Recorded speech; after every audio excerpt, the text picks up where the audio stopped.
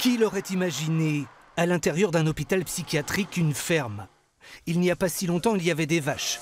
Reste aujourd'hui une cinquantaine de brebis et autant d'agneaux. Du travail tous les jours pour quelques salariés et pour des résidents comme Georges. Il est venu ici à 18 ans, il en a 79 aujourd'hui et n'a rien oublié des gestes de la ferme.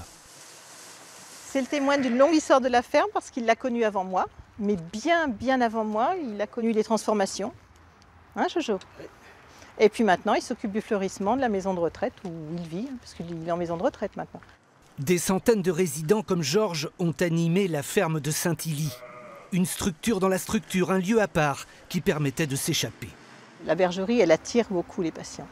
Le week-end, c'était un lieu de destination, de visite. Les patients venaient avec les infirmiers ou avec leur famille, surtout en hiver en période d'agnelage. C'est pas commun. Officiellement, depuis le 1er janvier, l'activité agricole dans l'hôpital est arrêtée. Pour comprendre cette fermeture, il faut retourner dans le passé. Autrefois, les asiles étaient construits à l'extérieur des villes.